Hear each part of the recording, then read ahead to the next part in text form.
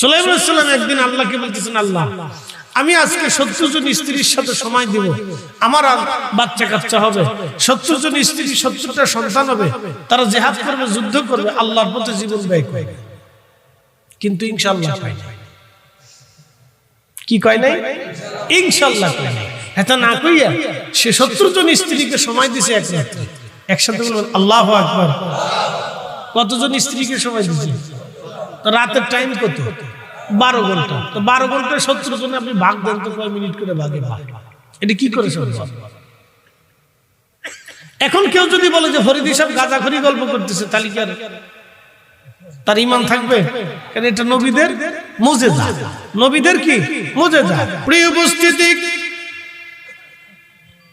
হযরত বাইজিদ বুস্তামি রাহমাতুল্লাহ আলাইহি তিনি আগুনের মধ্যে হাত ঢুকিয়ে দিলেন, বিসমিল্লাহ বলে আগুন জ্বলে, কিন্তু বাইজিদ বুস্তামি জ্বলে না। জোরে বলা যাবে কি মারহাবা? আল্লাযীনা আমানু ওয়া কানু ইয়াত্তাকুনা লাহুমুল বুশরা ফিল হায়াতিদ দুনিয়া ওয়া ফিল আখিরাহ। আল্লাহ বললেন, এক নম্বরে যারা ঈমানদার, ঈমান অনুযায়ী যারা মুত্তাকি হয়েছে, আল্লাহকে ভয় করেছে, আল্লাহকে খুশি করেছে, তোমরা তারা শুনে রাখো, লাহুমুল বুশরা ফিল হায়াতিদ দুনিয়া ওয়া ফিল আখিরাহ। দুনিয়াতেও তাদের জন্য সুসংবাদ, হাসরের ময়দানেও তাদের জন্য সুসংবাদ। প্রিয় উপস্থিতি, খুব মনোযোগের সাথে কথাগুলি শুনবেন। যুগে যুগে মিথ্যা যারা ছিল, মিথ্যা ধর্মের উপরে যারা প্রতিষ্ঠিত ছিল, সব সময় তারা এরকম সত্যের কাছে প্রমাণ চেয়েছে। সেই দিন সামন বলল, বাইজিদ প্রমাণ সাবমিট করো, তোমার রব আল্লাহ আছে। বাইজিদ বুস্তামি হাত ঢুকাই দিলেন, আগুন জ্বলে, কিন্তু বাইজিদ বুস্তামি জ্বলে না। হযরত বাইজিদ বুস্তামি হাত বের করে নিয়ে এসে বললেন, শামউন এবার তুমি আগুনের মধ্যে হাত দাও। শামউন বলল, বাইজিদ 40,000 বছর যদি আগুনটা সেজদা দিই, আগুন আমাকে খাতির করবে না। বাইজিদ বুস্তামি বলো, তুমি কি করে আগুনকে খুশি করলা, রাজি করলা? বাইজিদ বুস্তামি ডাক দিয়ে বলে, শামউন আমি আগুনকে খুশি করি নাই, আমি আগুনের স্রষ্টা যিনি আমার রব আমার আল্লাহ, আমি তাকে খুশি করার কারণে এই আগুন আমার আল্লাহ বাধ্য করে দিয়েছে। একবার জোরে বলা যাবে কি মারহাবা? আল্লামা ডক্টর ইকবাল কত চমৎকার তিনি শেরের মাধ্যমে বুঝাইলেন, কে ওয়াফাতুনে মোহাম্মদ সে তু হাম তেরে এ যা চিজ হি কিয়া লৌহ কলম তেরে।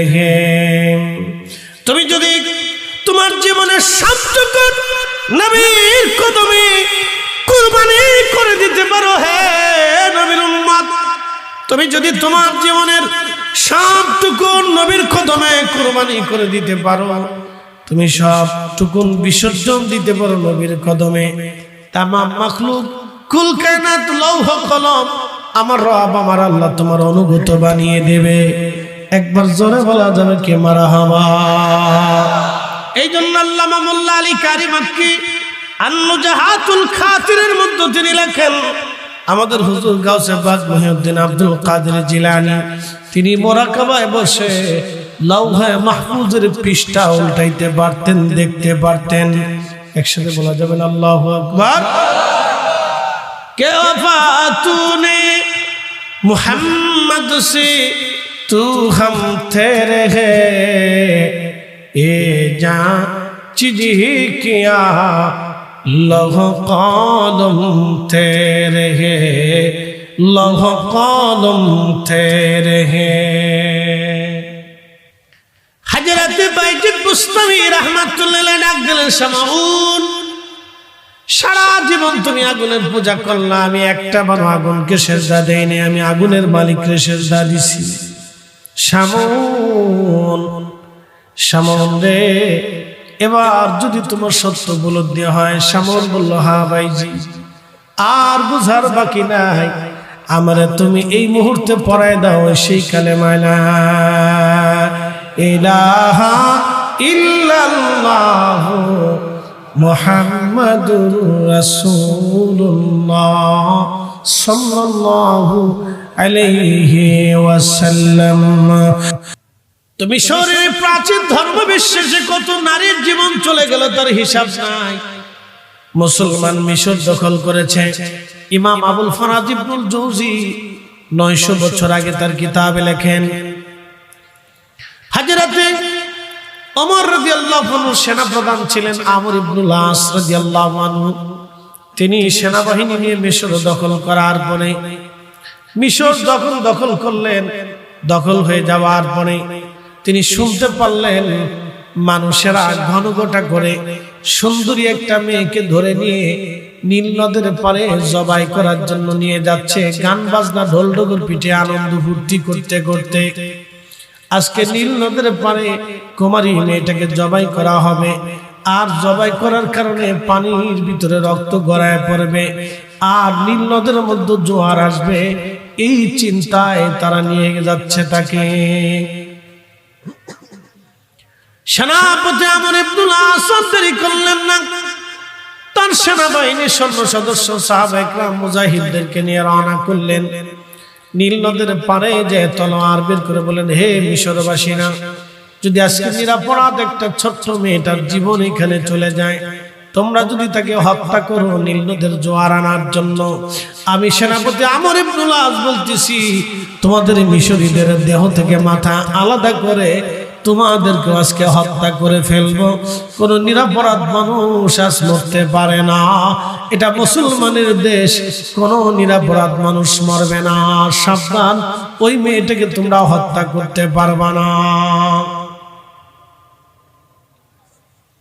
এখন মিশরবাসী বলতেছে, সেনাপতি আমর বুঝলাম তোমরা দেশ দখল করছো, তোমরা একটা কুমারী মেয়ে হত্যা করতে দিবা না বুঝলাম, কিন্তু আমরা তো হত্যা করার পরে যখন রক্ত গড়ায় গড়ায় নীল নদের পানির মধ্যে যায়, নীল নদে জোয়ার আসে, তাহলে আমাদেরকে তোমরা নীল নদের জোয়ার এনে দাও। আমরা জীবনেও কোনোদিন আর কোনো কুমারী নারী হত্যা করব না, কিন্তু শর্ত হলো তোমরা নীল নদের জোয়ার এনে দিবা।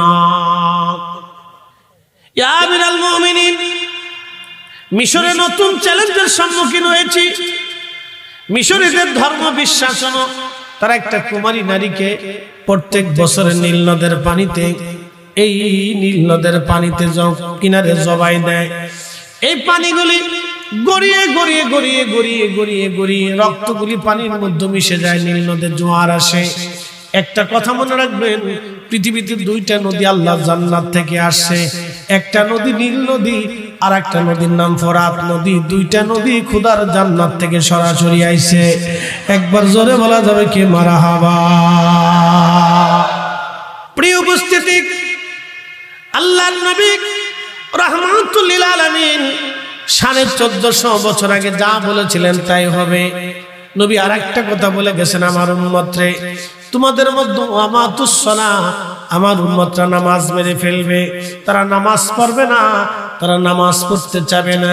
ঠিকই তাই, আজকে দেখবেন জুমার দিনে কত মুসল্লি হলো, আসরে রক্তে মুসল্লি নাই, মাগরিবে আরো নাই, এশা রক্তে খোঁজ নাই, ফজরের রক্তে হারিকেন ধরেও খুঁজে পাওয়া যায় না।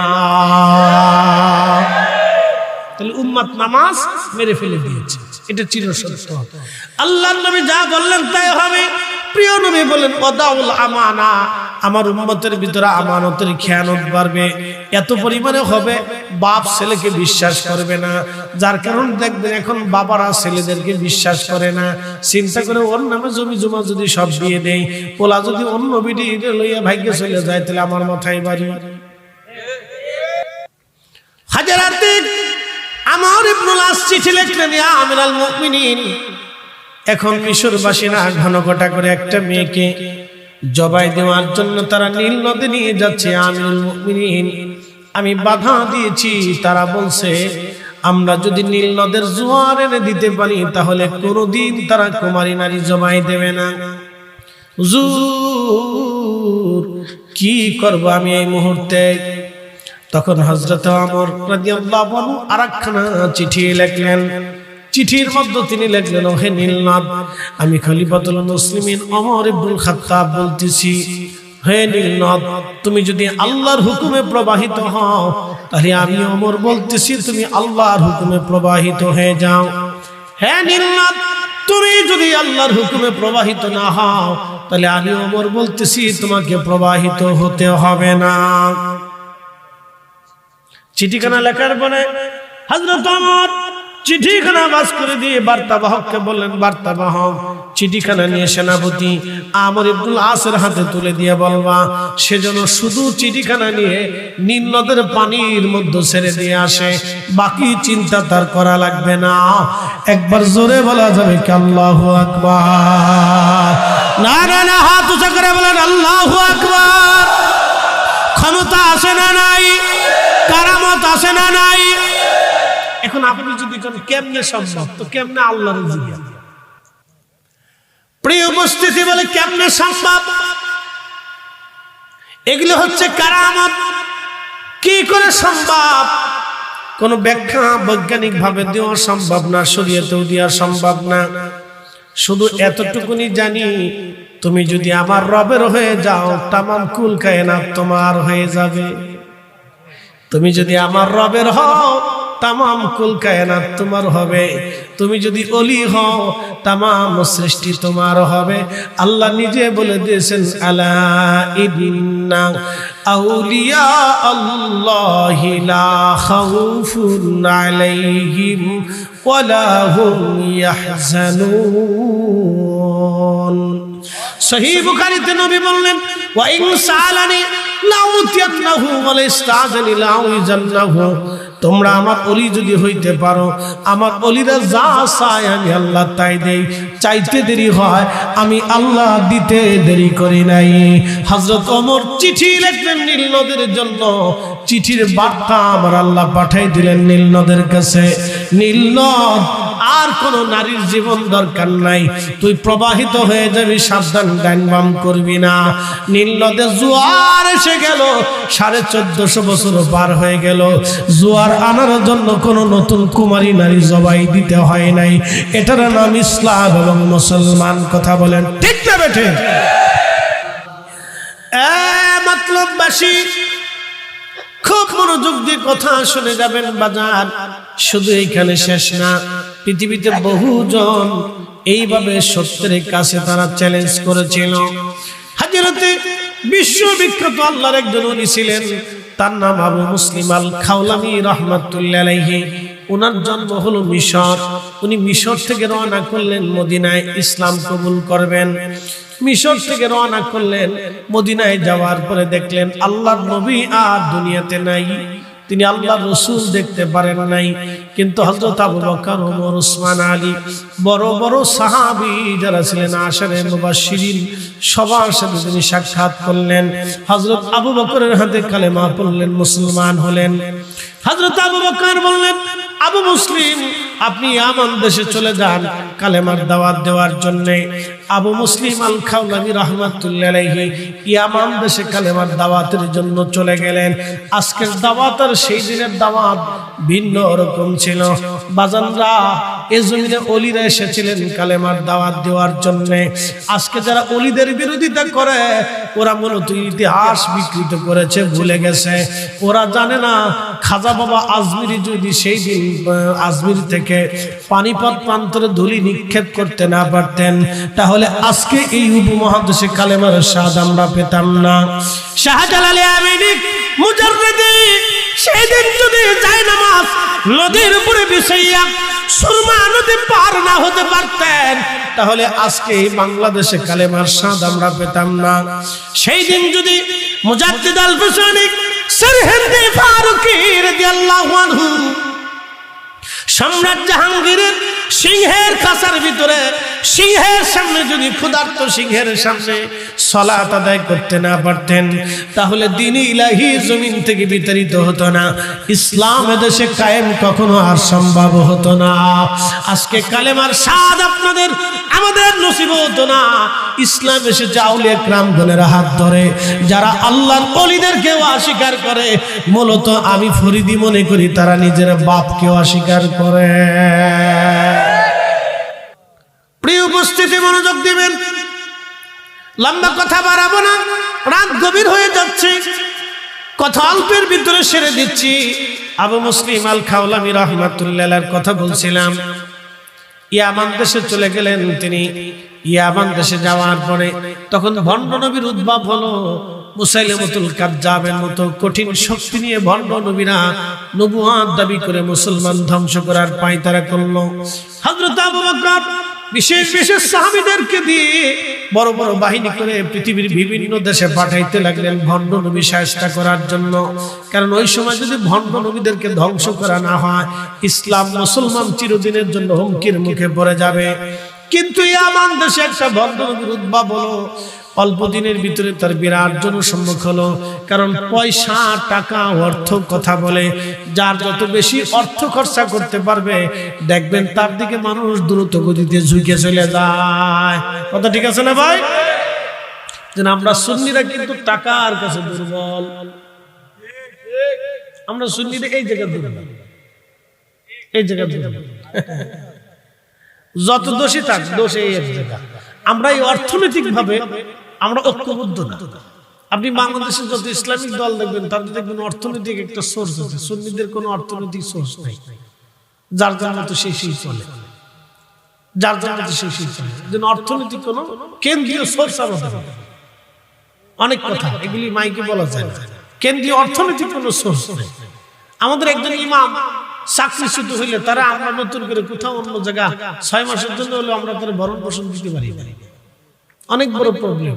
আমি এগুলি কেন্দ্রীয়ভাবে বহুবার তুলে ধরছি। আমার হিসাব হলো করা হিসাব, আমি বগিযোগী হিসাব আমি করি না।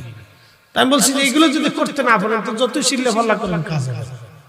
আমাদের আলেমদেরকে প্রোটেকশন দিতে হবে। প্রোটেকশন ছাড়া কোনো আলেম কোনো স্থানে এদেরকে একজন আলেমের ধরেন একটা ইমামের চাকরি চলে গেছে, কারণ ইমামতির চাকরির তো কোনো গ্যারান্টি নেই। এই সভাপতি বেজার হয়ে গেলে চাকরি শেষ। সেক্রেটারি রাখোস হলে তোমার চাকরি দেওয়া দেখাইতেছি দাঁড়াও। কোন মুসল্লিও যদি একটু বেজার হয়ে যায়, দেখো ইমাম তুমি কেমনে থাকো আমি দেখাইতেছি দাঁড়াও। কি কথা কর না কেন, জোরে বলে। আচ্ছা, একটা বিড়ির দাম কত? আমি সর্বনিম্নটাই ধরে, হ্যাঁ 5 টাকা তো না, এখন দাম বাড়াইছে না ইনুস সাহেব আবার কি জন্য দাম বাড়াইছে? এর ভিতরে বিড়ি আছে না? আচ্ছা, বিড়ির দাম 100 টাকা করে একটা করলে পর আরো ভালো হতো। তাহলে আমি ডক্টর ইউনুসকে ঠিক আছে, আপনি কামটা ভালো করছেন, আর কি কইতাম। তো যাই হোক, এই মনে করেন যে বিড়ির দাম 10 টাকা। তো একজনের প্রত্যেকদিন কয়টা বিড়ি খায়? 10 টাকা খায় না? যারা খান শরম টরম পাইন না, লজ্জার সময় কিছু নেই, অভ্যাস হয়ে গেছে। আমি আর জোর করে বন্ধ করাইতে পারতেছি না। যাদের অভ্যাস হয়ে গেছে তো হয়ে গেছে, এখন কি করবেন? ছাড়তেই। আমি হিসাব করে বুঝাইতেছি, প্রত্যেকদিন যদি 10টা বিড়ি খান তাহলে 100 টাকা খরচা, মাসে গেল 3000 টাকা খরচা। আমি এক মুরব্বী জিজ্ঞেস, মুরব্বী বিড়ি কয়টা খান? কয় চাচা 60টা বিড়ি খাই। আমি বললাম আপনি মানুষ না দিন, যাই কর আমার বিড়ি লাগবে। আমাকে খা আর কি কর, খাইয়ে যদি বেহেশত যাইতে পারেন আর কি করবেন? চেষ্টা করেন, আর কি করবেন? 60টি বিড়ি লাগে আপনার, আপনি খান কোন সময়? যে সময় সুযোগ পাই এই সময় টানে ঘুমে তুইটা টানেন। এর লেগে আমি একদিন বাথরুমে ঢুকছি, আমি বিড়ির গন্ধ। কিরে, বাথরুম থেকে বেরে কেয়ারটেকারের 10 টাকা দিয়ে বললাম, বেটা এই পরিষ্কার করতে পারছ না, ভিতরে বিড়ির গন্ধ। তো হুজুর আপনার আগে যে ঢুকছিল বিড়ি টানছে। তাই বললাম বাথরুমে বিড়িটা রেখে গাছ গাছালি নিচে দোকানে পাটে কত জায়গা আছে। হুজুর ওই বিড়ি না টানলে বলে ক্লিয়ার হয় না। বুঝে নেবার উপরতে টানে নিচ দিয়ে ক্লিয়ার হয়, উপরতে টানে নিচ দিয়ে ক্লিয়ার হয়। বিড়ি হেরে ধরে ফেলছে, চাচা তোমার ছাড়া যাবে না, বিড়ি ধরে ফেলছে। তার একবারে ব্লাডের সাথে একটা কানেকশন হয়ে গেছে, বুঝতে পারছেন? ব্লাডের সাথে কানেকশন হয়ে গেছে।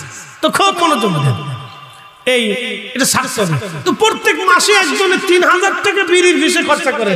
তারা যদি বলেন ভাই রে, মসজিদের এই ইমাম সাহেবের বেতন বাবদ 500 টাকা দেয়, 6 মাসও দেয় না। কি কথা কর না কেন? ইমামের বেতন কত আজকে হিসাব দিয়ে দেন, বলেন আপনারা, বলেন আপনারা, বলেন, আমি বলতাম না। ইমামের বেতন কত আপনারা বলেন? 8 থেকে, জোরে বলেন, 8 থেকে 10,000, 5,000ও আছে। আমি এক জায়গায় গেছি, আমার ফরিদপুরে, বলি ইমামের কত বেতন থাকে? হুজুর 2,000 টাকা দেয়। আমি তো আপনার পুরো গ্রাম শুদ্ধ আগুন ধরে দেওয়ার দরকার। কেন? আপনার 2,000 টাকা একজন মানুষের বেতন দেন, আপনাদের লজ্জা করে না?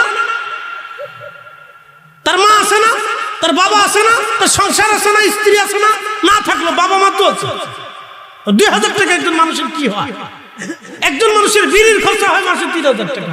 আপনার 2,000 টাকা একজন ইমামকে কি করে দেন? আপনারা জুলুম করতেছেন। কথা খারাপ খুশি ভাই, আপনি ইনসাফ থেকে বুঝেন তো।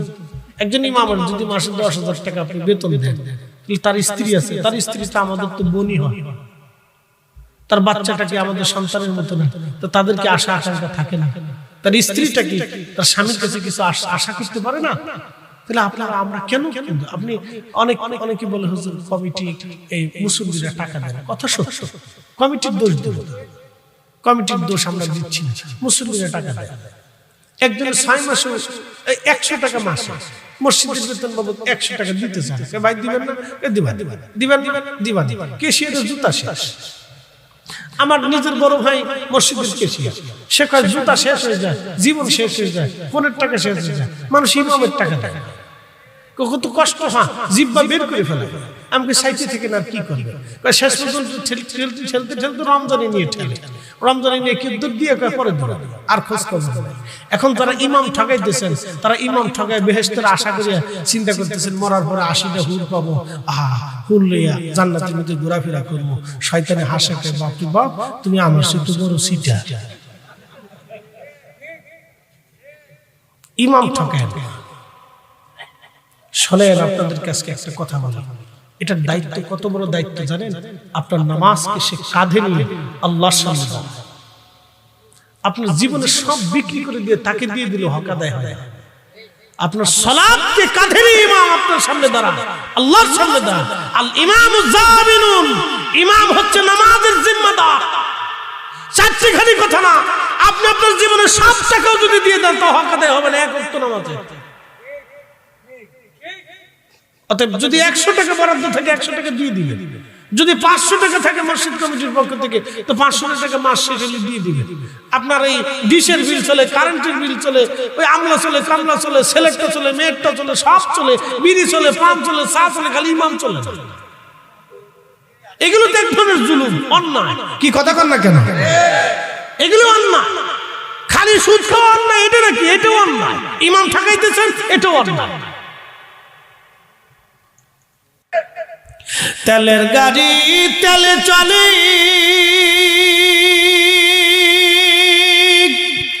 হাওয়ার গাড়ি হাওয়ায় উড়ে, বিনা তেলে চালায় গাড়ি নবী সুলাইমান। আমরা সেই মুসলমান, ঠিক কিনা? আল্লাহুম্মা সাল্লি আলা, জবান খুলে মাশাআল্লাহ মাশাআল্লাহ, ওয়া আলা আলি সাইয়্যিদিনা।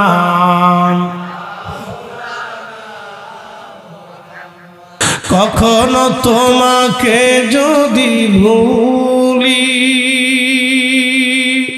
হেদায়েতের আলো জেলে নিও কাছে তুলি, ঠাই দিও প্রিয়তম অগমহিয়ান। তুমি রহমান, তুমি মেহেরবান, অন্ধ গাহে না শুধু তোমার গুণগান, বুঝায়া বুঝে না তবু শান। তুমি রহমান, তুমি মেহেরবান। সুলাইমান আলাইহিস সালামের 1000 স্ত্রী ছিল। একসাথে বলবেন আল্লাহু আকবার। কত হাজার? একসাথে বলে আপনি একটার জ্বালায় যান শেষ। কথা খারাপ কিছু ভাই? একটা ঠেলায় আমরা বাঙালিদের যান শেষ। 2-3টে জ্বর ঘরে আছে, আমার বসুন্ধরা 1 মিটার 2 বউ গলায় দড়ি দিয়ে পড়ে গেছে, নিজে বোর জ্বালায় পড়ে গেছে। দাদা দুনিয়া থাকুন না, বোর ফেরাই পড়ে স্বামী গলায় দড়ি দিয়ে পড়ে গেছে। তো এবার বুঝেন কি জ্বালার জ্বালা, কত বড় জ্বালার জ্বালা। এই 2 বউ যে বিয়ে করছে সে জানে যে দুনিয়া কি জিনিস। কথা ঠিক আছে না ভাই? খুব ফেরার ফেরা। বাংলাদেশের জন্য ফেরা, সৌদি আরবে কি আছে আমি জানি না, তারপর তারাও বেশি সুখী টুকি নেই। লাঠি চাপের মাইরটাকে ঝগড়া ভাষা বহুত কিছু হয়। তো খুব মনোযোগ দেন। সুলাইমান আলাইহিস সালামের 1000 স্ত্রী ছিল। একসাথে বলেন আল্লাহু আকবার। উনি প্রতি রাত্রে আল্লাহর ইচ্ছায় 70 জন, কোন কোন হাদিস আছে 100 জন স্ত্রীর সাথে সময় দিতে পারতেন না। যেমনি কইতেছেন মনে আপনারাও এরকম পাওয়ারফুল লোক আছে মনে হইতেছে। একসাথে বলেন আল্লাহু আকবার। যে যদিও হাসি হাসি মনে হবে যে অবিশ্বাস, এটা কি করে সম্ভব? রাত্রে টাইম কত? 12 ঘন্টা। তো 12 ঘন্টা 70 জন স্ত্রীকে কি করে একজন পুরুষ সময় দেয়? আর কি করে তার পক্ষে সম্ভব? এখন আপনি কি করে কোনো প্রশ্ন করতে পারবেন না, কারণ এটা নবীদের মুজিজা। কথা ঠিক আছে কিনা ভাই? নবীদের কি মুজিজা। সহিহ বুখারীতে রাসূল বললেন, কি কথা ঠিক আছে না ভাই? হযরত ইমাম শাফিঈ যায় নামাজ গেছে, দজলা নদীর উপরে নামাজ পড়ছে। এখন কি করে পড়ছো তুই আল্লাহকে জিজ্ঞেস কর। হুজুর খাজা বাবা আজমিরি একটা লুটার ভিতরে আনা সাগরের পানি সব ঢুকাইছে, বলে কি করে ঢুকাইছে তুই আল্লাহরে জিজ্ঞেস। কি কথা কর না কেন? তুমি আল্লাহকে জিজ্ঞেস করো, আমারও জিজ্ঞেস তো লাভ নাই। কিন্তু ঘটনা তো সত্য। কি কথা কর না কেন? ঘটনা কি? ঘটনা কি? ওলিদের কারামাত আর নবীদের মুজিজা। 100 জন স্ত্রীকে সময় দিলেন সারা রাত্রে। আল্লাহ 100 জন স্ত্রীর কাউকে সন্তান দিলেন না, একজনকে আল্লাহ সন্তান দিলেন, তাও অর্ধেক হয়েছে অর্ধেক হয়নি, অপূর্ণ সন্তান, লেংটা কানা বোবা হয়েছে, প্রতিবন্ধী। কি বলে নাই? ইনশাআল্লাহ। একটা শব্দ বলে ইনশাআল্লাহ না বলার কারণে একটা হয়েছে তো প্রতিবন্ধী। প্রিয় উপস্থিতি, এরকম ইসলামে কিছু কিছু আশ্চর্য বিষয় আছে যেগুলি বিজ্ঞান দিয়ে ব্যাখ্যা করা যায় না, শরীয়ত দিয়ে বোঝা যায় না। কি কথা কন না? সুলাইমান আলাইহিস সালাম 100 জন স্ত্রীর সাথে রাত্রে সময় দিয়েছেন। কোন বর্ণনায় আছে 70 জন, কোন বর্ণনায় 90 জন, কোন বর্ণনায় 100 জন। আমি 70 জনই ধরলাম। 70 জনের কথা সহিহ বুখারীতে আছে, তিনটাই সহিহ হাদিস। 70 জন দিয়েছেন, 100 জন দিয়েছেন, 90 জন দিয়েছেন। আমার কথা তো ওনার তো 1000 স্ত্রী ছিল। এখন আমার প্রশ্ন, 1000 স্ত্রীর সাথে উনি সময় দিচ্ছেন, একসাথে বলবেন আল্লাহু আকবার। তাহলে 1000 স্ত্রীর সাথে যদি উনি সময় দিয়ে থাকে, তাহলে উনি কি পুরুষ ছিল চিন্তা করেন না। আপনি যদি জিজ্ঞেস করেন এটা কেমনে সম্ভব, কেমনে, তো কোনো কথা হইতে পারে না, কারণ তিনারা নবী। কথা ঠিক আছে না ভাই? তিনারা কি নবী। ইসলামে কিছু কিছু বিষয় আছে যেগুলি শরীয়ত দিয়ে ব্যাখ্যা করা যায় না। এরা সব খালি শরীয়ত দিয়ে ব্যাখ্যা করতে চায়, বিজ্ঞান দিয়ে বুঝাইতে চায় না। সব বিজ্ঞান দিয়ে বোঝা যায়। যেমন আমি আপনাদেরকে একটা ঘটনা শুনেছি, একসাথে জোরে বলেন আল্লাহু আকবার। না হয় না, আরো জোরে। ঘটনাটা শুনেছি, জোরে জোরে, আরো জোরে, আরো জোরে। মাশাআল্লাহ, আওয়াজ হচ্ছে। কারণ একটু করে তাবারক দিব তো, একটু পেটটা খালি করাইতেছি, মনে কিছু নিয়েন না। একটু খালি হইলে ক্ষুধা যত বেশি হয়, খাবারে তত মজা হয়। একটা কথা মনে রাখবেন, পেটে যত ক্ষুধা, জিহ্বায় তত স্বাদ।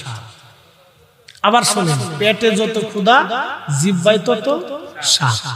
পেটে ক্ষুধা নাই, জিহ্বায় স্বাদ। যত ক্ষুধা বেশি হবে, জিহ্বায় তত স্বাদ বাড়বে। এই জন্য ক্ষুধা লাগায় খাবেন, যা খাবেন তাই মজা লাগবে। নাহলে খালি বউর সাথে খালি ঝগড়া করবেন। বুঝতে পারছেন? ক্ষুধা লাগায় খাবেন, তাহলে আর বউর সাথে জীবনেও কোনোদিন ঝগড়া হবে না। খালি কেবল কি সুন্দর জিনিস রাঁধছো তুমি, বাপরে বাপ, তোমার হাতের ভিতরে মিষ্টি, বাইদ্যে বাইদ্যে মিষ্টি। ফাং দিবেন, হেবে হেবে বেশি খুশি। বেটিরা মানে শুনতেছে ওয়াজ না। মহিলাদেরকে বলবো, স্বামীরে ক্ষুধা লাগায় তাদের খাওয়াবে, তাহলে আর জীবনে কোনোদিন ঝগড়া হইতো না। ক্ষুধা লাগায় খাওয়াবে। বেশি বেশি কাজ করাবেন, কাজ না থাকলে কোদাল একটা ধরাই দেখুন তো জমি কুবাই আসে বাস, 2 ঘন্টা খানিক কুবাইলে খোদা লাগবে, যারাই মিলে দিবেন তাই দেখবেন যে খেয়ে ফেলতেছে, বাস খুব মজা লাগতেছে। খোদা যত বেশি জিহ্বায় তত শ্বাস বেশি, গোপন কথা বলে দিলাম। মনোযোগ দিয়ে শুনে যাবেন। হযরত ওমর রাদিয়াল্লাহু আনহুর জামানাতে মিশর মুসলমানদের দখলে আসলো। মিশরে মানুষের ধর্ম বিশ্বাস ছিল।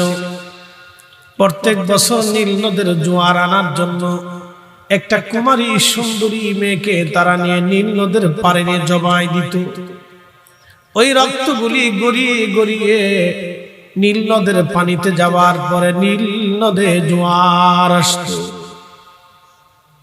আমাদের দেশে যারা সনাতনী আছেন, হিন্দু আছে, প্রাচীনকালে হিন্দুদের একটা ধর্ম বিশ্বাস ছিল, কোন স্বামী যদি মারা যাইতো তাহলে স্ত্রীকেও জীবন্ত স্বামীর সাথে পুড়িয়ে মারা হতো। কথা ঠিক আছে না ভাই? এটা কি বলতো? সতীদাহ প্রথা। লা হাওলা ওয়ালা কুওয়াতা ইল্লা বিল্লাহ। কত নারীর জীবন চলে গেল, আগুনে পুড়ে গেল। বলে তারা বলতো স্বামী স্বর্গে যাবে, স্ত্রীকে একসাথে, স্বামী স্ত্রী দুজনকে স্বর্গে পাঠাই দিচ্ছে, জীবন্ত মানুষ মেরে দিয়ে স্বর্গে পাঠাই দিচ্ছে। এর চেয়ে বড় ভুল ব্যাখ্যা পৃথিবীতে আর কিছু হতে পারে ভাই? একবারে কত বড় ভ্রান্ত বিশ্বাস, একবারে নিকৃষ্ট একটা ভ্রান্ত বিশ্বাস জন্ম দিয়ে কত জীবন্ত মানুষকে আগুনে পুড়িয়ে মারছে, তার হিসাব নাই। তারা আবার গরু খাওয়ার নাম দিয়ে ভারতে মুসলমানদেরকে পিটে আর কয় জয় শ্রীরাম কয়, পিটিয়ে পিটিয়ে মুসলমানদেরকে মারে। তারা মুসলমানদেরকে পিটে পিটে পিটে পিটে ভারতে মুসলমানদেরকে মারে আর কয় কয় জয় শ্রীরাম, বল জয় শ্রীরাম। এই অবস্থা। এ মুসলমান খুব মনোযোগ দেবেন, একসাথে বলেন আল্লাহু আকবার। চ্যালেঞ্জে পড়ছে না সেনাপতি আমর ইবনুল আস, চ্যালেঞ্জে পড়ে গেছে। তিনি চিন্তা করলেন এই কাজটা আমার দ্বারা সম্ভব না, তাহলে আমার তো একজন খলিফা আছে, আমার তো একজন প্রধান আছে, রাষ্ট্রপ্রধানের কাছে বলে। তা আমাদের দেশের তো রাষ্ট্রপ্রধান যারা, তারা তো মুইতেও পানি না। আসতে কন কেন, ডরান আপনারা, জোরে বলে। মুইতেও তো ঠিক মতো পানি না, যা সত্য তাই বলছি। কথা খারাপ কিছু ভাই? খারাপ করি, আমি খারাপ করি, সত্যটা বলছি। হ্যাঁ, সব করে ঠিক মতো পানি নিতে পারে, কেমন গেলে তাও বুঝে না। তো যাক, তারা রাষ্ট্রপ্রধান হয়েছে, ওই বসে কতজন হইব আল্লাহ জানে, কতজন হয়ে গেছে আল্লাহ জানে। তো যাই হোক, আমাদের কপাল বন্ধ আর কি। তো মনোযোগ দেন। সেনাপতি আমর ইবনুল আস চিন্তা করলো আমার তো একজন রাষ্ট্রপ্রধান আছে, খলিফাতুল মুসলিমিন হযরত ওমর, আমি তার কাছে একটা চিঠি লিখি। তো চিঠি লিখছে। এই জন্য দুইটা নদী কখনো শুকায় না, কিন্তু ফোরাত নদী কিয়ামতের আগে শুকিয়ে যাবে। সহিহ বুখারীর কিতাবুল ফিতানে আছে আলামতে সুগরার সর্বশেষ আলামত, শুনে যান। আলামতে সুগরার সর্বশেষ আলামতের পর্যায়ে এই নীল নদ ফোরাত নদী শুকিয়ে যাবে, স্বর্ণের পাহাড় ভেসে উঠবে। এই স্বর্ণের পাহাড়ের দখল নিয়ে পৃথিবীতে যুদ্ধ শুরু হবে। এই যুদ্ধটা কোনো বিশ্বযুদ্ধ না, এটা মহাযুদ্ধ হবে। গ্রামের, পৃথিবীর প্রত্যেকটা গ্রাম, অঞ্চল, পরিবার, এলাকা, মহল্লা এই যুদ্ধে জড়িয়ে যাবে। 100 জনে 99 জন মার্ডার হবে, একজন বেঁচে থাকবে। বর্তমান পৃথিবীতে 800 কোটি। যদি এখনই ফোরাত নদী জেগে উঠে, স্বর্ণের বহর জেগে উঠে, তাহলে এখনই এই যুদ্ধটা শুরু হবে। সারা পৃথিবী ব্যাপী যুদ্ধে প্রলয়ঙ্করী রূপ নিবে, মহাযুদ্ধ হবে। শুধু বিশ্বযুদ্ধ না, এটা বিশ্বযুদ্ধ বলে ভুল হবে, মহাযুদ্ধ। প্রত্যেকটা গ্রাম, ওয়ার্ড, এলাকা, পাড়া, মহল্লা, পরিবার, বাড়ি যুদ্ধে জড়িয়ে যাবে। এই যুদ্ধে এত ভয়ানক হবে, 100 জনে 99 জন মারা যাবে, একজন বেঁচে থাকবে। বলেন রাসূল যাহা বলছে সত্য না মিথ্যা? এই জোরে বলেন, আমরা সুন্নি যারা আমরা বিশ্বাস করি আল্লাহর পরেই নবী, আল্লাহ যা বলছে নবী তা বলছে, আল্লাহ সত্য বলছে, রসুলও সত্য বলছে। আল্লাহ যেইভাবে মানতে হবে নবী সেইভাবে মানতে হবে। আল্লাহকে পাইতে হলে রসুল পাইতে হবে, কথা কন না, ঠিক আছে না? আমরা সুন্নিদের বিশ্বাস কি আল্লাহ পাইতে হলে আগে নবী পাইতে হবে, কথা ঠিক আছে না ভাই? কথা ক্লিয়ার না ভেজাল আছে? আল্লাহ পাইতে হলে আগে কাকে পাইতে হবে? নবী পাইতে হবে। রসুল যা বলছে তাই হবে, কি কথা কন না কেন? হবে নি? রসুল যা বলছে তাই ডাইনবাম কিছু হবে। পৃথিবীতে কিয়ামত হবে, কিয়ামতের আগে পৃথিবীতে বহু ঘটনা ঘটবে। 85টা আলামত আল্লাহ রসুল বলছেন, কোন হাদিসে 75টা আসছে। একটা আলামত আপনাদেরকে আজকে বলে দিয়ে যাই। আল্লাহ নবী বলছেন, আমার উম্মতের ভিতরে যারা রাখালগিরি করত আরবে, আমার আরবের ভিতরে যারা রাখাল ছিল, উট দুম্বা ছাগল ভেড়া চড়াইতো, তারা একসময় এই আরবে বড় বড় অট্টালিকা প্রাসাদ তৈরি করার জন্য প্রতিযোগিতা করবে। আজকে কিন্তু আরবে ওটা হয়ে গেছে। যারা ছাগল চড়াইতো তারা আজকে হাজার হাজার কোটি টাকার মালিক, তারা হাজার হাজার কোটি টাকার মালিক। বাংলাদেশের ধনীদেরকে তারা ধনী মনে করে না, মনে করে মিসকিন। তাহলে কি পরিমাণে তাদের অর্থবিত্ত আপনি একটু হিসাব করবেন। বিলিয়ন ট্রিলিয়ন কোটি কোটি টাকার মালিক তারা। যারা ছাগল চড়াইতো তাদের পূর্ব বংশ ছাগল চড়াইতো। এই ছাগলের রাখালরা আজকে হয়েছে কোটি কোটি শত শত হাজার হাজার কোটি টাকার মালিক। আল্লাহ নবী যা বলছেন তা সত্য। আর একটা বলে গেছেন, আমার আরব প্রচুর বৃষ্টি হবে, সবুজে শ্যামার হয়ে ভরে যাবে। এটা এখনো শুরু হয়নি। আর একটা কথা আল্লাহ নবী বলে গেছেন, উম্মত, আমার উম্মত সারা পৃথিবীতে সুদের সাথে জড়িয়ে পড়বে। হয় সরাসরি সুদ খাবে, আর না হয় সুদের সাথে লেনদেন হবে, আর না হয় সুদের সাথে এই ব্যবসা বাণিজ্য করবে, আর না হয় সুদ আলার সাথে খাওয়া দাওয়া করবে, আর না হয় হিসাব কিতাব রক্ষা করবে, আর না হয় সাহায্য সহযোগিতা করবে, আর না হয় তাদের সাথে আত্মীয়তা করবে। বর্তমান ব্যাংকিং ব্যবস্থায় পৃথিবীর কোন উম্মত সুদ মুক্ত আছে আমার জানা নাই। তবে দুই একজন যদি আল্লাহ হেফাজত করে বাঁচায় রাখে, সেটা আল্লাহ হিসাব, কথা ঠিক আছে না ভাই? তাহলে এই কথা আল্লাহ রসুলের কথা সত্য হয়ে গেছে। তারপরে যা আর কিছু যদি বাড়াই টাড়াই করি, তাহলে পরে পাবলিক কবে যে হুজুর লোক বালা না, তাহলে আমি আর ওইদিকে গেলাম টেলাম না, এই পর্যন্ত সীমানা রাখলাম।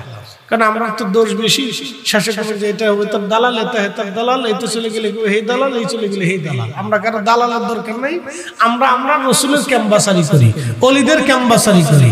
এদেশের রাজনৈতিক পথ যত পরিবর্তনই হোক, শাহজালাল ঠিকই থাকবে, কথা কন না কেন? কাদেরিয়া, চিশতিয়া, নকশবন্দি ঠিকই থাকবে।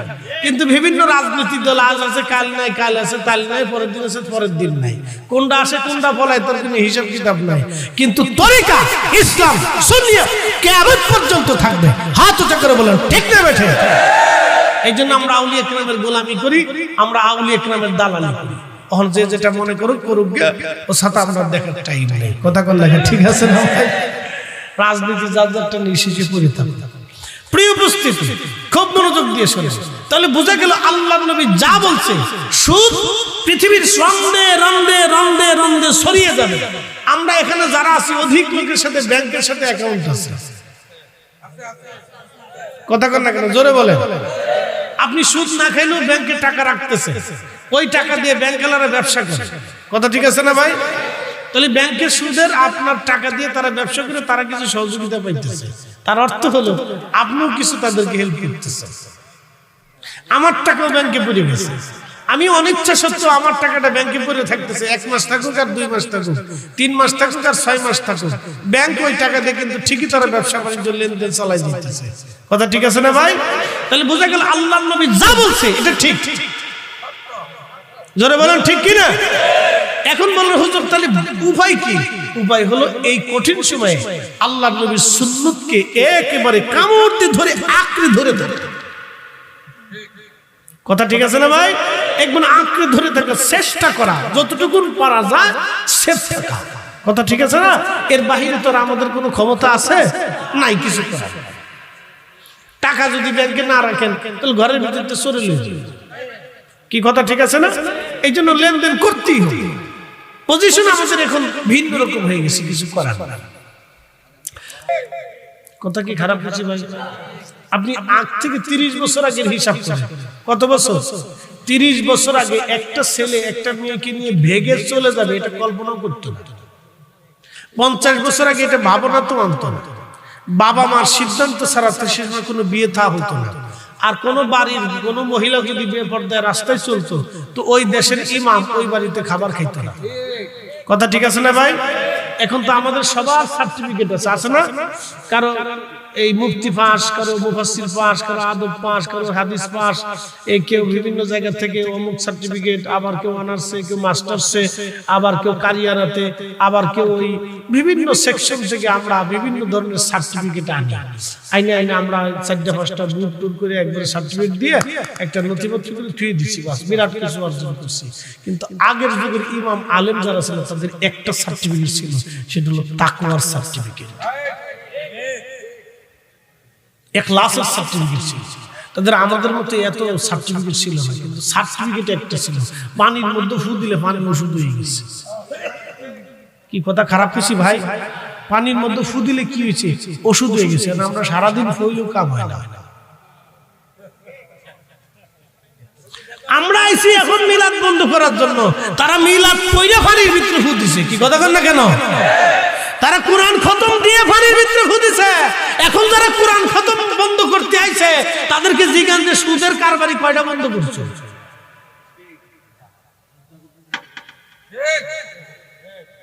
বুঝে তারপরে যাবেন। আমি কারো মন্দ বলার জন্য আসি নাই। যারাই এদেশে নবীর দুরূদ সালাম বন্ধ করার জন্য উঠে পড়ে লাগছে যে মিলাদুন নবীর মাহফিল বেদাত এটা বন্ধ করে দাও, তো বন্ধ করে দিলাম। মশাই, আপনি পতিতালয় কয়টা বন্ধ করছেন? কি কথা কন না কেন? আমি মিলাদুন নবীর মাহফিল বন্ধ করলাম, বুঝলাম আপনি ফতোয়া মারতেছেন, বন্ধ হয়ে গেল। তা আপনি পতিতা কয়টা নারীরে পতিতাল থেকে আইনে আপনি থেকে মুক্ত করছেন বলে এই বেলায় নাই? আপনি রাসূলের দুরূদ মিলাদ সালাম বন্ধ করার জন্য আইছেন না? আল্লাহ আপনার লেগে দুনিয়াত পাঠাইছে ভোগীযোগী না? আপনার কোরআন খতম বন্ধ করার জন্য আল্লাহ দেশে পাঠাইছে না? আজ পর্যন্ত একটি এনজিও বন্ধ করতে পারেন নাই। আপনি আইছেন কোরআন খতম বন্ধ করার জন্য, আপনি আইছেন দোয়া বন্ধ করার জন্য, আজ পর্যন্ত পারলেন না। এই একটা বেহায়াপনা বন্ধ করার জন্য, একটা কনসার্ট বন্ধ করার জন্য আজ পর্যন্ত পারলেন না। আপনি একটা পতিতালয় বন্ধ করার জন্য, আপনি আইছেন আজকে দোয়া বন্ধ করার জন্য নাকি? এগুলির লাগে আল্লাহ আপনার পাঠাইছে। এ দশা হচ্ছে আমাদের। যে কাজ করার দরকার না সেটা করতেছে, যেটা করার দরকার সেটার খবর নাই। আপনাদের বুঝাটা জরুরি। আমি সূক্ষ্ম পয়েন্ট আপনাদেরকে বলে দিয়ে গেলাম। ভোগী কিছু দেশ গেছে বুঝি। আচ্ছা, আপনাদেরকে একটা কথা বলি আজকে, ছোট্ট পয়েন্ট বুঝে যাবে। আমাদের দেশের ভাইদের কথা হলো যে ফাতেহার, এক মিনিট, ফাতেহার দোয়া করলে খাওয়া যাবে না, খাইলে দোয়া করা যাবে না। নতুন একটা ফতোয়া নিয়েছে। আচ্ছা, বুঝলাম, আপনি খাইলেন না বা দোয়া করলেন না বা ফাতেহার খাবার আপনার কাছে হারাম। এখন আমি যদি জিজ্ঞেস করি, ভাই সুদখোরের বাড়ি দাওয়াত খান খান, সুদখোরের টাকা মাদ্রাসায় নেন কেন, সুদখোরের টাকা মসজিদে নেন কেন, সুদখোরের মসজিদের সভাপতি বানান কেন, সুদখোরের মাদ্রাসার সেক্রেটারি বানান কেন, ঘুষ করে আপনি মাদ্রাসার কেশিয়ার বানান কেন? জবাব দিতে পারবো। আপনি ফাতেহার খাবার হারাম বানাইতেছেন, আপনি সুদ করে আমার টাকাটা ঠিকই নিতেছেন। এক মুখে দুই নীতি, এক জীবনে দুই কাজ, দুই নীতি। তো কি বলবেন? বললে তো আমরা বেদাতি। কি কথা বুঝেন নাই মনে হয়? কথা কি খারাপ হয়েছে ভাই? আমি তো লাইন মতো বলতেছি, কাউরে গালি টালি তো দিতেছি না, কাউরে গালি টালি দিতেছি। এটা বোঝাটা ঝগড়া তো কিছু না। তাহলে ফাতিহা বন্ধ করে লাভ হইল কার? দোয়া বন্ধ করে লাভ হইল কার? দুরূদ বন্ধ করে লাভ হইল কার? কোরআন খতম বন্ধ করে লাভ হইল কার? একমাত্র শয়তানের লাভ হচ্ছে, আর কারো লাভ না। যদি আপনি এগুলি বন্ধ করে একটা পতিতালয় বন্ধ করতে পারতেন তাহলে বুঝতাম যে 50-50 একটা বন্ধ হয়েছে আর একটা বন্ধ হয়েছে 50-50। তা আপনি তো কোনোটাই পারেন না, তো লাভ হইল কি? লাভ হয়েছে শয়তান। এই জন্য এই জমিন আল্লাহর জমিনে আল্লাহর কোরআনের খতম চলবে, আল্লাহর জমিনে রাসূলের দুরূদ সালাম চলবে, আল্লাহর জমিনে আল্লাহর কাছে দোয়া চলবে। কথা বলেন না কেন? ঠিক কি না? আগে ফতোয়া টতোয়া নিয়ে তারা গাঠি মুখা বাইন্ধে কম্বলের নিচে নিয়ে রাত ভরে শুয়ে থাকে। কথা খারাপ কইছি? চলবে নি? দোয়া খায়ের চলবে নি? ফাতিহা চলবে নি? মিলাদ মাহফিল চলবে নি? চালাইলে আপনার লাভ, না চালাইলে কারো ক্ষতি নেই। আপনার কবর, আপনার হাসর, আপনার হাসর, আপনার বাপ মা হিসাব আপনি বুঝেন। ছেলে চিন্তা করতেছে, মা মরে গেছে, আমি বেঁচে গেছি, বাঁচেন নাই। আপনি যতদিন পৃথিবীতে বেঁচে আছেন ততদিন মা আপনার কাছে হক পাইতে থাকবে। যদি মিটে না যান, মক্কার ইমাম হলেও নাজাতের রাস্তা নাই।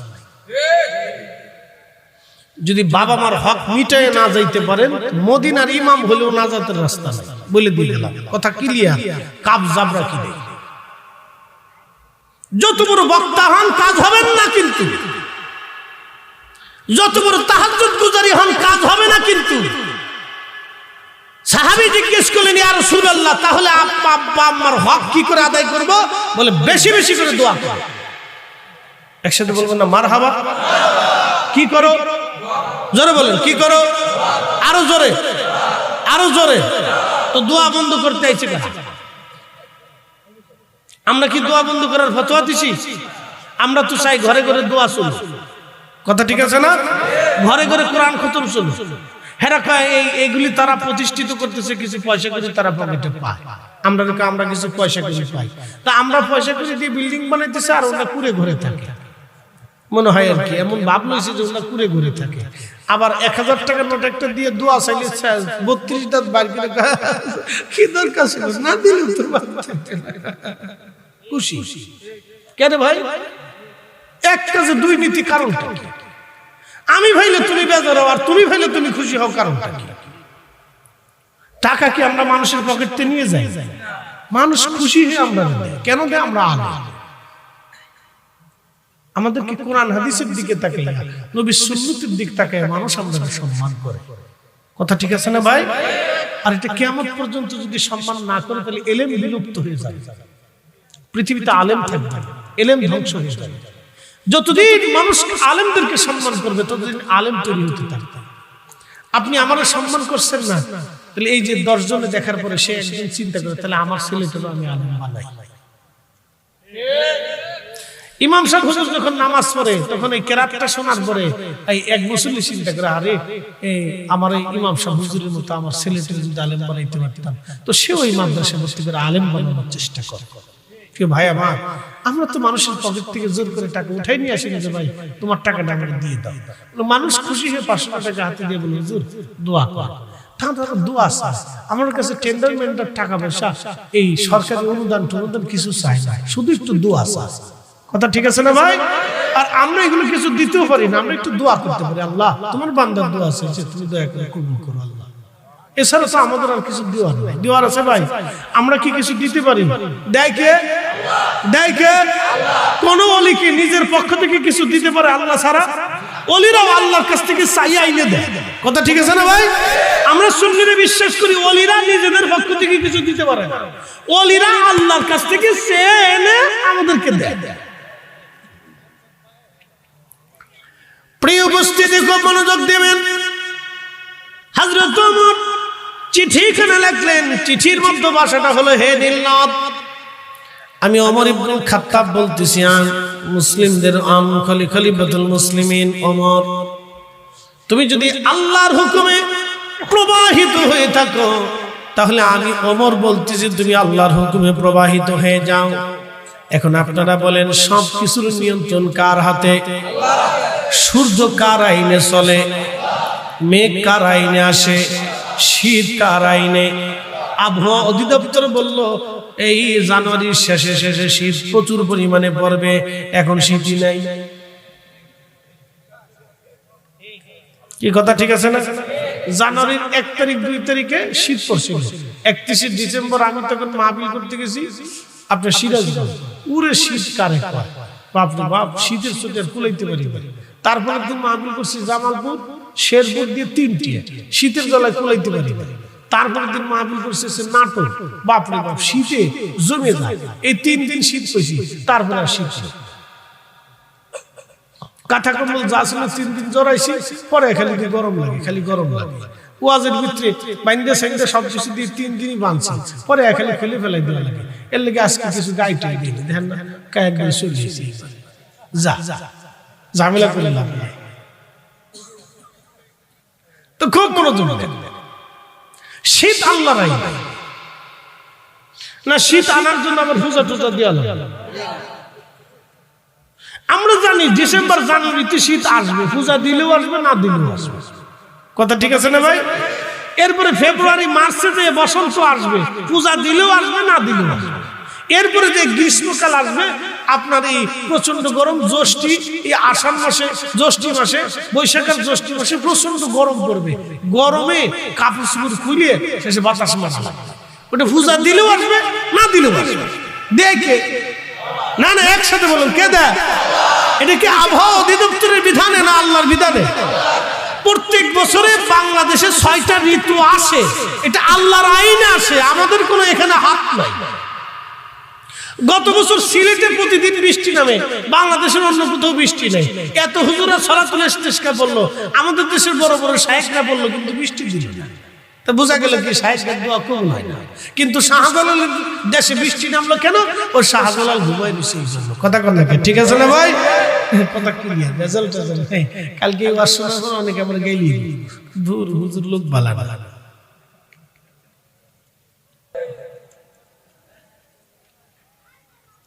আহা, কি করে বুঝাবো আপনাদেরকে আমি জানি না। বোঝানোর মতো ভাষা জ্ঞান আমার নাই, এলেম কেমন আমার নাই। কিন্তু কৃতজ্ঞ হতে হবে। বাপ, একটা কুকুর আপনার বাড়ি পাহারা দেয়, সারা রাত শীতের মধ্যে উঠানে কাঁপতে থাকে আর পাহারা দিতে থাকে। বিনিময়ে মাসে কত বেতন দিচ্ছেন, কি খাবার তাকে দিয়েছেন, কিচ্ছু দেন না, ও পাহারা দিতে থাকে। পচা গলা খেয়ে বাড়ি পাহারা দেয়, কিন্তু বেইমানি করে না। আচ্ছা, আপনারা যদি চিন্তা করেন না, আমরা আর এই মতলবের এই ফরাজিকান্দি এলাকায় আমিনপুরে আমরা আর এই কুত্তা টুত্তা পালবো না, শিয়াল ধরে নিয়ে আসবো। তো কুত্তা তারাই দিয়ে 210টা শিয়াল বাড়িতে আইনে সুন্দর করে খাওয়াই টোয়াই ফেরাই ট্রাই করে সকালে এই আপনারা ওরে রুটি টুটি খাওয়ান, দুপুরবেলা গরু গোশত দিয়ে ভাত খাওয়ান, রাত্রিবেলা মুরগা দিয়ে খাওয়ান, এইভাবে খাওয়াইতেছেন। এরপরে শিয়াল ছেড়ে দিয়েছেন যে মুরগি পাহারা দিয়ে। আপনার কি মনে হয় মুরগি রাখবে? কারণ শিয়ালে মুরগি খাইবে, শিয়ালরে আল্লাহ আইন করে দিয়েছে তুই জঙ্গলে থাকবি, তুই গর্তের মধ্যে থাকবি, আর রাত্রে পচা গলা আবি যাবি যেখানে যা আছে শিয়াল টিয়াল ওই মুরগি টুরগি খাইলে দলিলে খাবি। যা, তোরে আমি আল্লাহ হালাল করে দিলাম, তুমি আমার বান্দার যত মুরগি আছে চুরি করে খা, তোর লাগে এটা হালাল। কি কথা খারাপ হয়েছে? শিয়ালের লেগে আল্লাহ হালাল করে দিয়েছে, তুই আমার বান্দার মুরগি চুরি করে খা, এটা তোর লাগে হালাল। কুত্তারে আল্লাহ বলে দিছে তুই বা আমার বান্দার বাড়ি পাহারা দিবি, তোরে খাবার দিক বা না দিক, লাঠি চাবর যাই দিক, অল্প কিছু খাদ্য কোন রকম খাইয়ে হলেও তুই বান্দার বাড়ি পাহারা দিবি, সাবধান বেইমানি করবি। এই জন্য কুত্তা আল্লাহর আইনে বেইমানি করে না, আর শিয়াল আল্লাহর আইনে আপনার ঘর পাহারা দেয় না। বিড়াল আপনার কোলের ভিতরে এসে ঘুমাইব, আপনার বিছানায় ঘুমাইব, আপনার বাড়ি পাহারা দিব, কিন্তু বিড়াল মেরে ইঁদুর আইনে আপনি ঘর পাহারা দিয়ে হইতে পারবেন না।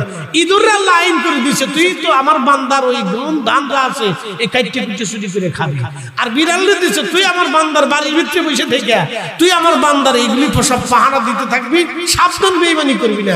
বিড়াল বেইমানি করে না। কি কথা কর নাকি? ও কার আইনে চলে? জোরে বলে না, আরো জোরে বলে। বিড়ালও আল্লাহর আইন আপনার ঘরে থেকে, কুত্তাও আপনার বাড়িতে আল্লাহর আইনে পাহারা দেয়। জঙ্গল থেকে হাতি ধরে আইনে বাড়ি এসে দুধ দোয়াই খাইতে পারবে? যে হাতির দুধ দোয়াই খাই আমরা, সিস্টেম নাই। আল্লাহ গরু দিয়ে দিছে, তো আমার বান্দা তোরে খাওয়াবে, টাওয়াবে, আদর যত্ন করবে, গোসল টোসল করবে, তুই কিন্তু দুধ দিবি। এই জন্য গরু কিন্তু আপনার দুধ ঠিকই দেয়, আর গরু কিন্তু ইচ্ছা করলে আপনার লাথি 2 সাইডে দিয়ে আপনার দাঁত টাত ফেলে দিয়ে হসপিটাল ভর্তি করাইতে পারতো, কিন্তু লাথি সবর দেয় না। জানে যে আমার মালিক আমার খাবার দিচ্ছে, তারে দুধ দিতে হবে। কিন্তু একটা ছেলে 25 বছর ধরে মা তারে পালছে, 25 বছর পরে সুন্দরী বেড়ি একটা লয়ে ভাইকে চলে গেছে, মার আর খবর নেই। এই আস্তে কথা কানকে জোরে বলে। তার মানে বুঝে গেল এই ফুলা পালার সাথে কুত্তা পালা ভালো। কথা ক্লিয়ার না ভেজাল আছে? একবারে ক্লিয়ার কথা বলে দিচ্ছি, কাট সাপ কথা, কোনো বাকি ঝুঁকি নাই।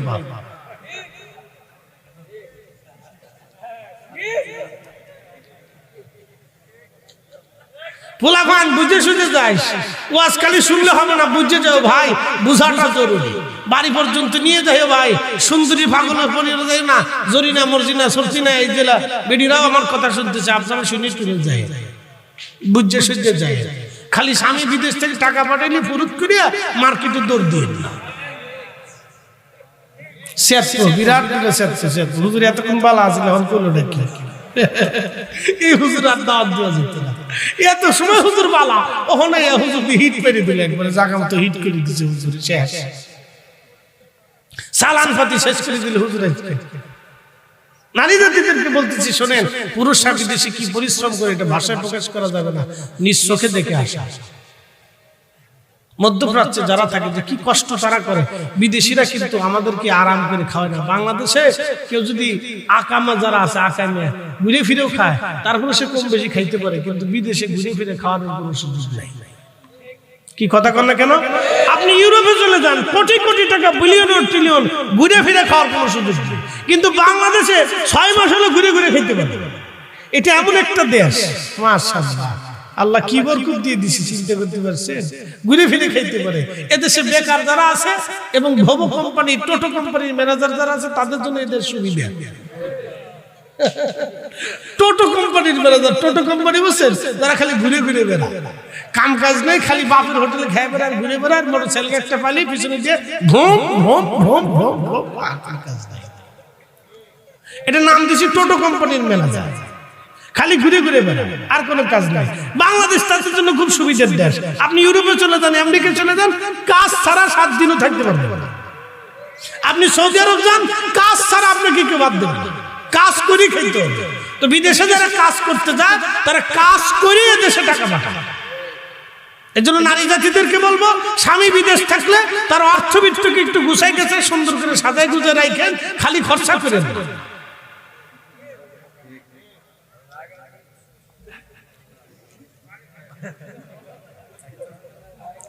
কদ্দুর একটু কিনতে চাইছিলাম তার হুজুরের জ্বালা হইল না সারা বছর বদদুয়া দিতে থাকতেও ভালো তবু হক কথা কইতে হবে হ্যাঁ বুঝাতে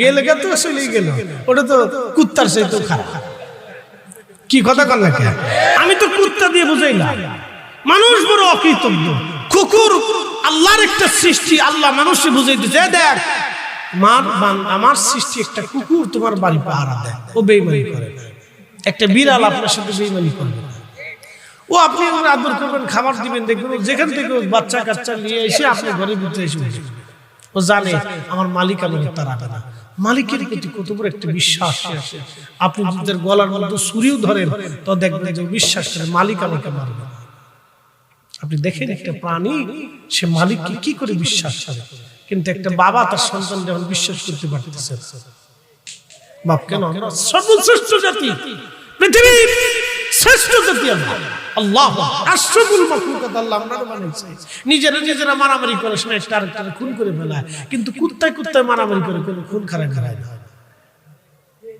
বিড়ালে মারামারি করে খুন খারাপ হয় না কিন্তু মানুষে মারামারি করলে খুন খারাপ হয় আমরা আশরাফুল মাখলুকাত তো মানুষ হইছে কিনা এটা চিন্তা করে মুসলমানের হিসাব আরো পরে আসে যেই ছেলে 25 বছর পরে বাপ মারে ঘর থেকে বের করে দিল আমার ঢাকা ফ্ল্যাটে এক মহিলা আছে ছেলে কোটি কোটি টাকার ব্যবসা করে আরে মার জায়গাটা ছেলের বাড়িতে হয় না একটা বৃদ্ধাকালে একটা মা বৃদ্ধকালে একজন বাবা সন্তান নাতি নিয়ে না থাকাটা তার চাইতে জীবনের সবচেয়ে বড় অভিশাপ আপনি তারে রিমান্ডে দিছেন যে আপনি তো আপনার বাবা মারে কাছে না রেখে আপনি ফ্ল্যাট ভাড়া করে দিচ্ছেন এখন নতুন সিস্টেম যে বৃদ্ধাশ্রমে দেয় না কত বড় সিটা বউয়ের জ্বালা ওই ফ্ল্যাট ভাড়া করে দেয় মা তোমরা এখানে থাকো ফ্ল্যাট ভাড়া করে ঢাকা ফ্ল্যাটে ভাড়া করে দেয় না ফ্ল্যাট কিনে দেয় তোমরা এখানে থাকো এখানে থাকলে তোমার বৌমা কেঞ্জাম ফাসাদ করে ঝগড়া ফাসাদ করে ভালো লাগে না তোমরা বুড়া মানুষ তোমরা আলাদা থাকো আচ্ছা বলুন তো নাতি নাতকুর সারা বৃদ্ধকালে একজন বুড়ার বুড়ির জন্য এর চাইতে বড় শাস্তি আর কি হতে পারে হ্যাঁ এটা বৃদ্ধ বাবা মা জীবনের শেষ সময় কি চায় তার নাতি নাতকুর সাথে সময় কাটাবে বাচ্চা কাচ্চার সাথে একসাথে খাবে একসাথে থাকবে একসাথে বড় হবে একদিন বৃদ্ধাশ্রমে এক মুরব্বীর কথা শুনে আমি রমজান মাসে বসে বসে কাঁদছি এবং চিন্তা করলাম কত তো সত্য সে বলতেছে দেখেন আমার 4টে বেটা আহা, বলতেছে আমার 4টে সন্তান, আমার ছোট্ট পার্টি নিয়ে ছোট্ট ঘরে 4টে সন্তানের খাবার হলো, জায়গা হলো, থাকতে হলো, একসাথে ঘুমাইলাম। আজকে 4টে সন্তানের ঘরে আমার বাপ মার জায়গা হয় না, 4টে সন্তানের পাতিলে আমাদের জন্য 4 মুঠো খাবার হয় না। ছি ছি ছি, এর চেয়ে কষ্টের কথা পৃথিবীতে কি হতে পারে, কি হতে পারে? এগুলো এক ধরনের জুলুম।